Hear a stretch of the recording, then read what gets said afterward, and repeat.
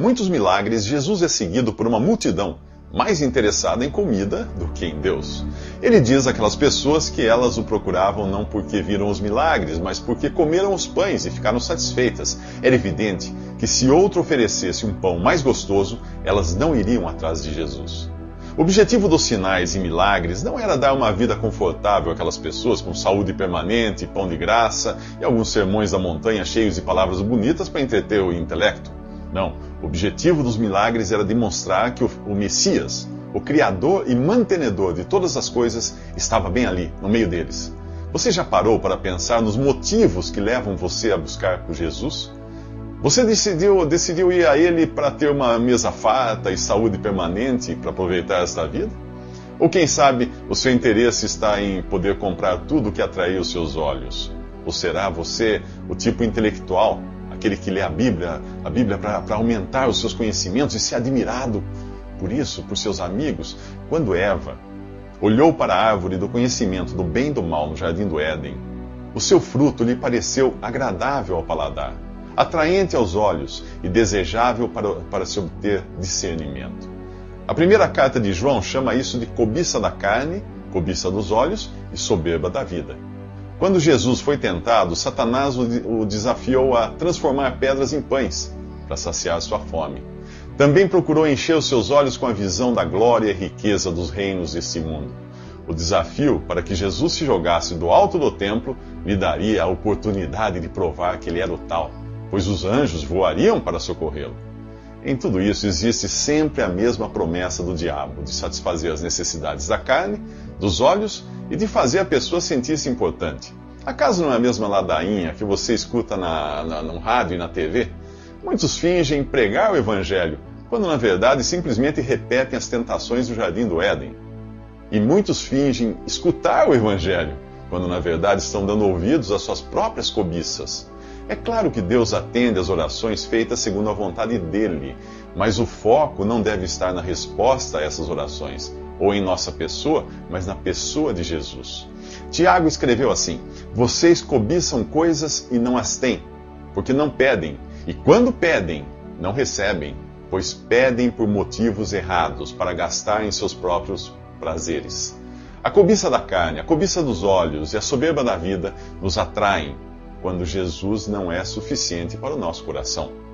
Paulo escreveu aos Filipenses: o meu Deus suprirá todas as necessidades de vocês de acordo com as suas riquezas em glória, em Cristo Jesus. Quem suprirá? Deus. Quantas necessidades? Todas. Com quê? Com suas riquezas em glória. Em quem você encontra isso? Em Jesus. Se ele não for suficiente para você, nada mais será. O que você pretende da vida? Se você for jovem, é provável que pretenda estudar ou terminar o curso que está fazendo. E depois? Ter uma profissão e ser bem-sucedido nela, penso eu. E depois? Talvez encontrar seu par perfeito. E depois? Constituir família, ver seus filhos crescerem e também se realizarem. E depois? Se aposentar, talvez viajar, ver seus netos. E depois? Depois a morte. Se você acha que o ser humano não passa de uma feliz combinação de moléculas, você deve ser uma pessoa frustrada de viver assim. Afinal, todas as coisas que você planejou, como estudar, trabalhar e constituir família, pareciam ter um propósito, mas sua vida, como um todo, não tem.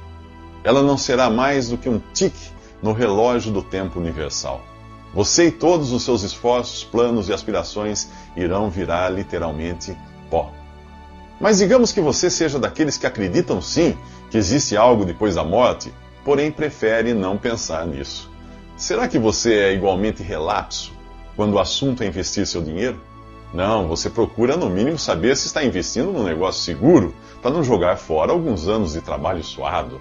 E o que dizer do investimento de toda a sua vida? Jesus diz: não trabalhem pela comida que se estraga, mas pela comida que permanece para a vida eterna, a qual o Filho do Homem lhes dará. Deus, o Pai, colocou nele o seu selo de aprovação. 3 pontos importantes aí. Primeiro, tudo o que você faz nesta vida é passageiro. Segundo, existe uma vida eterna, sim. E terceiro, ela é recebida do Filho de Deus, Jesus, o qual Deus aprovou. Preocupado com isso, é provável que neste ponto você faça a mesma pergunta que é feita a Jesus no capítulo 6 do Evangelho de João. O que precisamos fazer para realizar as obras de Deus? Jesus responde assim: a obra de Deus é esta, crer naquele que ele enviou. Sabe o que chama a minha atenção nesta passagem? Que eles perguntam de obras, no plural, e Jesus responde de obra, no singular. Se você for do tipo que se preocupa com a eternidade e está disposto a fazer 1 milhão de coisas para Deus, esta é a boa notícia agora. Deus não requer de você coisa alguma além de crer em Jesus, que morreu na cruz em seu lugar para pagar pelos pecados que você cometeu. Após crer nele, Deus usará você como instrumento para as obras que ele preparou de antemão para que você praticasse. Você não receberá a vida eterna por tê-las praticado, mas você irá praticá-las por ter recebido de graça a vida eterna. Trabalhar a vida inteira sem se preocupar com o que vem depois é tão inútil quanto trabalhar a vida inteira achando que isso lhe dará o direito de merecer a vida eterna. Já ouviu falar em graça? Pois é, desde quando algo recebido de graça é pago por algum tipo de esforço?